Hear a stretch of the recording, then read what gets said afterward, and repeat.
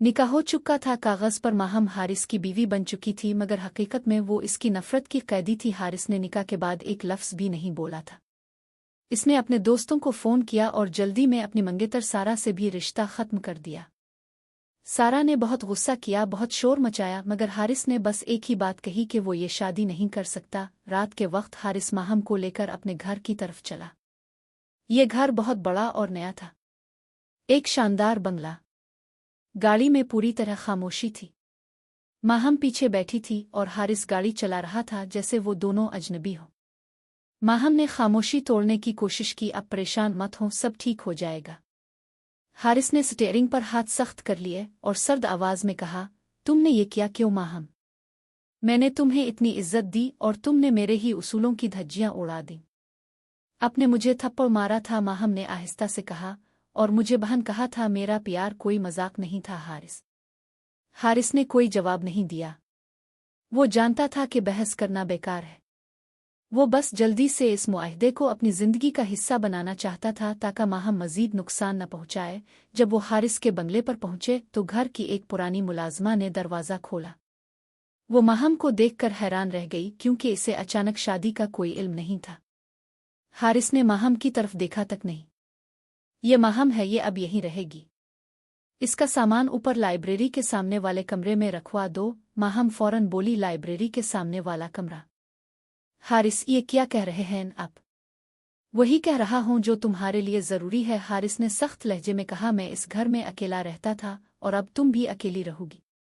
मैं अपने कमरे में सोऊंगा और तुम अपने कमरे में। ये शादी सिर्फ एक कागज का मुआहदा है, हमारी जिंदगियों का नहीं। माहम को ये सजा इस थप्पड़ से ज्यादा तकलीफ दे लगी। ये इसकी रूह पर एक नया वार था, मगर उसने अपने चेहरे पर दुख नहीं आने दिया।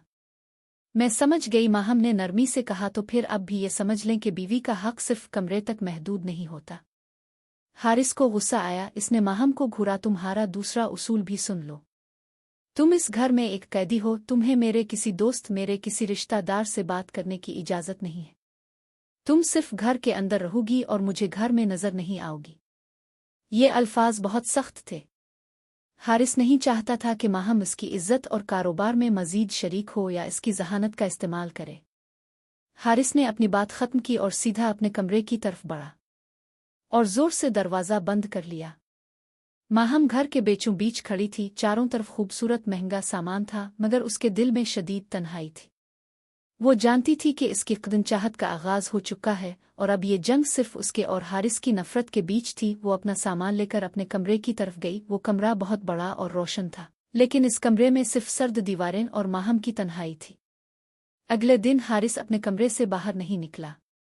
वो अपनी पुरानी परेशानियों और नए मसाइल को हल करने में मसरूफ़ था।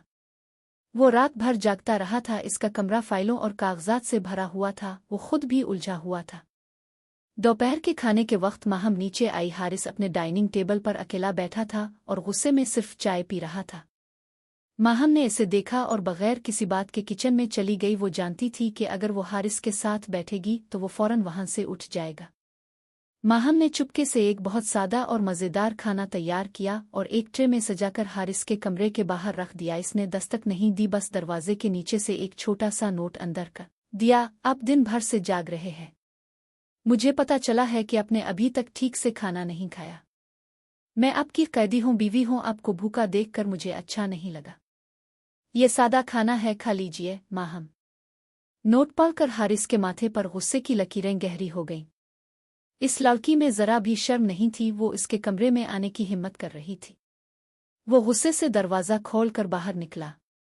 ट्रे बाहर रखी थी और माहम वहां मौजूद नहीं थी। इसे बहुत गुस्सा आया मगर उसके अंदर एक अजीब सी नरमी भी महसूस हुई क्योंकि वो कई घंटों से भूखा था।